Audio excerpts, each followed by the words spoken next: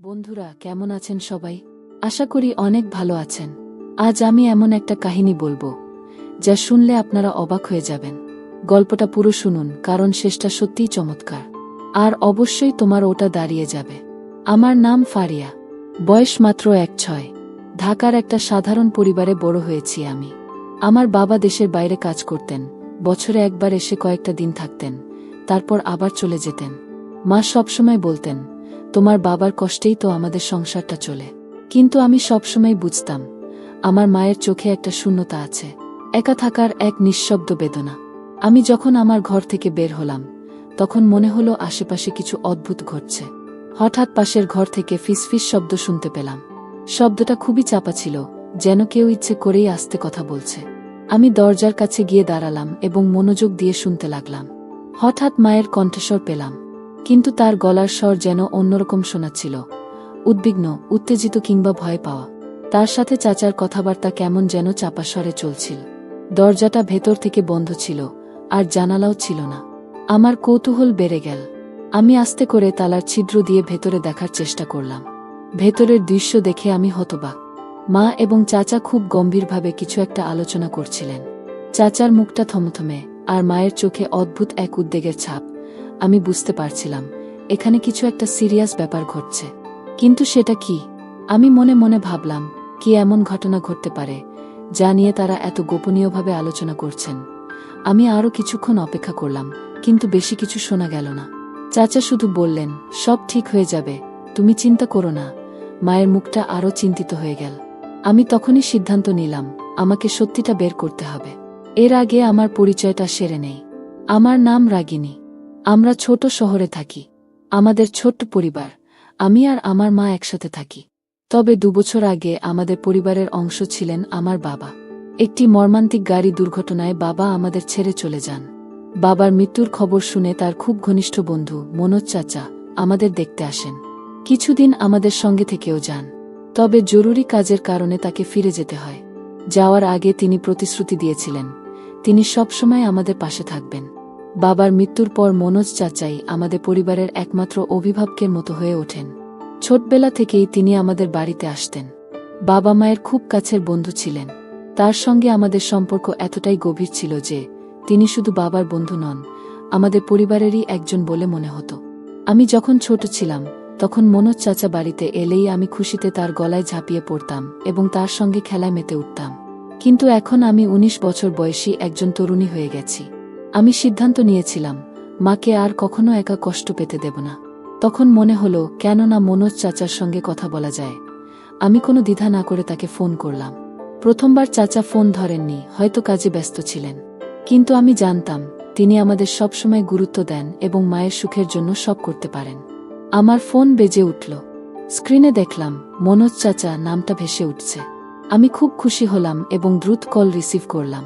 Call ধরতেই চাচা বললেন, সরি বেটা, একটু আগে একটা মিটিংয়ে ব্যস্ত ছিলাম, তাই তোমার কল রিসিভ করতে পারিনি। আমি হাসতে হাসতে বললাম, কোনো সমস্যা নেই চাচা, আপনি ফোন করেছেন, এতটুকুই যথেষ্ট।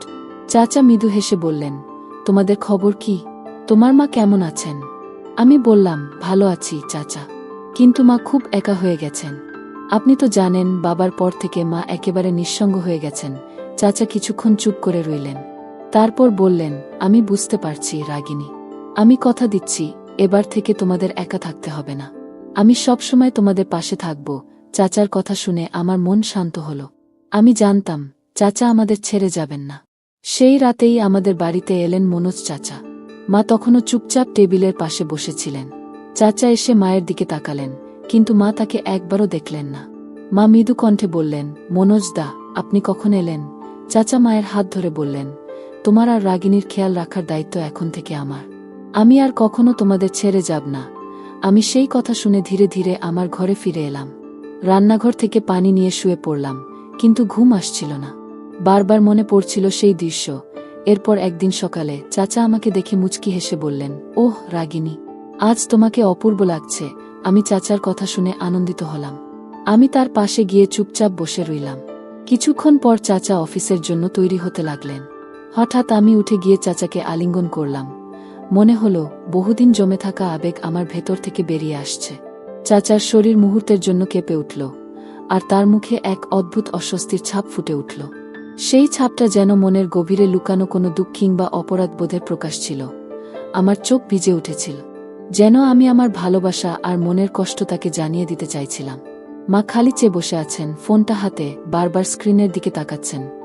বাবা যতদিন না থাকতেন, আমাদের বাসায় মাঝে মাঝেই একজন আসতেন, আমার চাচা, রিজভি চাচা, বাবার ছোট ভাই। চাচা দারুণ হাসিখুশি মানুষ, মাকে ভাবি না বলে ভাবিজান বলতেন। মা হেসে উঠতেন, আমি ভেবেছি মা বলছেন, রিজভি, আমি বুঝি না কেন আমি তোমার প্রতি এমন দুর্বল হয়ে পড়লাম। এটা পাপ, আমি জানি, কিন্তু আমি আর একা থাকতে পারছি না। আমার শরীর ঠান্ডা হয়ে যায়। মা কি করছে? এটা কি ভালোবাসা নাকি দুর্বলতা? মা, আমি সব জানি, আপনিও চাচা, এটা ঠিক না। বাবা তো আছেন, আপনি কি ভুলে গেছেন? বাবা, তিনি কি সত্যিই আছেন ফারিয়া? 7 বছর ধরে তিনি আমাদের সাথে কি আচরণ করছেন দেখো। ফোন করলে ঝগড়া, টাকা পাঠান দেরিতে, আর শুধু সন্দেহ করেন। আমি এই ঘরে বন্দী হয়ে গিয়েছিলাম। রিজভি শুধু একটু কথা বলেছিল, আমি দুর্বল হয়ে পড়েছিলাম। আমি মার চোখে পানি দেখি। প্রথমবার বুঝি সব মানুষ দোষ করে, কিন্তু কেউই দানব নয়। চাচা নিজেই আমাদের বাড়িতে আর আসা বন্ধ করে দেন। মা নিজে থেকেই বাবাকে কল করেন, সব সত্যি বলেন। বাবা প্রথমে ভেঙে পড়েন, কিন্তু মায়ের কান্না, অনুতাপ আর আমার অনুরোধে তারা আবার একসাথে বসেন। আজ 1 বছর হয়ে গেছে, আমাদের পরিবারে আবার আলো এসেছে। মা এখন নিজের ভুল থেকে শিখে আমাকে শেখান, বুকের ভেতরের শূন্যতা কখনো অন্য কাউকে দিয়ে ভরতে নেই, নিজের মনকে শক্ত করতে হয়। বন্ধুরা, এই গল্পটি যদি আপনাদের ভালো লেগে থাকে, তাহলে দয়া করে ভিডিওটি লাইক করুন এবং আমাদের চ্যানেলটি সাবস্ক্রাইব করুন। পাশের বেল আইকনটি প্রেস করুন, যাতে আমাদের নতুন গল্পের নোটিফিকেশন সবার আগে আপনার কাছে পৌঁছে যায়। ধন্যবাদ। দেখা হবে পরবর্তী ভিডিওতে।